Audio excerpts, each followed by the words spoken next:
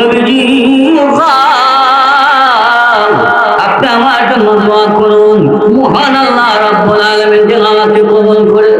এমন সময় আল্লাহর নবী রাহমাতুল লিল আলামিন দেখে দেখে বলে ওরে রাখাল সাহাবী, যাও রে যাও, যুদ্ধের ময়দানে চলে যাও।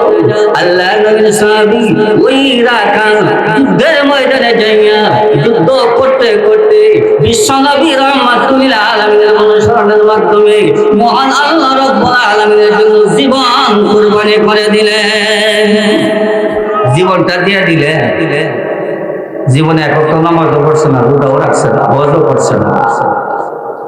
গভীর মনোযোগ দিয়ে শুনেন আমার ভাইরা, যুদ্ধ যখন শেষ হয়ে গেল, এবার আল্লাহর নবী রাহমাতুল লিল আলামিনের কাছে যখন সাহাবায়ে কেরাম যখন যুদ্ধ করে চলে আসলেন, এমন সময় আল্লাহর নবী রাহমাতুল লিল আলামিন দেখে দেখে বলেন ওরে সাহাবীরা, কি খবর রে সাহাবীরা? এমন সময় সাহাবায়ে কেরাম দেখে বলেন নবীজি আপনার বহু সাহাবী যুদ্ধের ময়দানে শহীদ হয়ে গেছে। আল্লাহর নবী রাহমাতুল লিল আলামিন দেখে দেখে বলেন রে সাহাবীরা, আমার যে সমস্ত সাহাবীরা শাহাদাত বরণ করেছে তাদেরকে আমার কাছে নিয়ে আসো।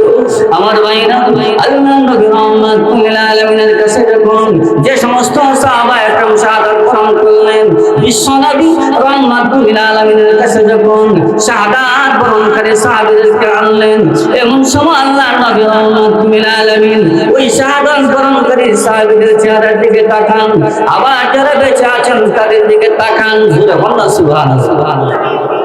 যুদ্ধের ময়দানে যারা শাহাদাত বরণ করছেন তাদের দিকে একবার তাকান, আবার যারা যুদ্ধের ময়দান থেকে গাজী হিসেবে ফিরে আসতেন তাদের চেহারার দিকে তাকান। একজন সাহাবী বলে বন্ধু একবার আমাদের দিকে তাকান, আবার যারা শাহাদাত বরণ করছে তাদের দিকে তাকান। তখন নবীজি তাকায় তাকায় কি দেখেন? সুবহানাল্লাহ। কি রে সাহাবীরা, আমার একজন রাখাল সাহাবী ছিল কালো রঙের। আমি তো আমার ওই কালো সাহাবীকে দেখতে পেলাম না। সাহাবীরা রে,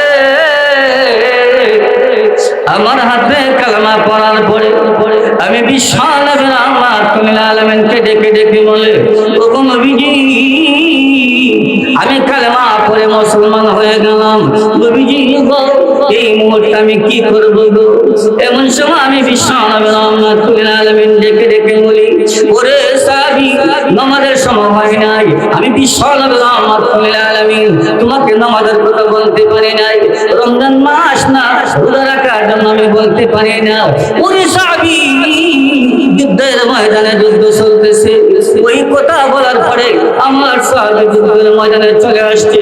সাহাবীরা গো, আমি তো আমার রাখাল সাহাবীকে দেখতে পেলাম না। আল্লাহর নবী রাহমাতুল লিল আলামিন চোখের পানিগুলো ছেড়ে ছেড়ে কাঁদে। এমন সময় মহান আল্লাহ রাব্বুল আলামিন ডেকে ডেকে বলেন জিবরাইল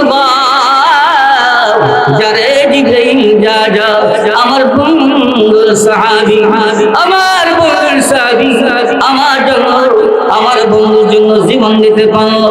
ওরে জিবরাইল, আমি আল্লাহ রাব্বুল আলামিন চাই না দুনিয়ার সাধারণ পানি দ্বারা তার গোসল হোক।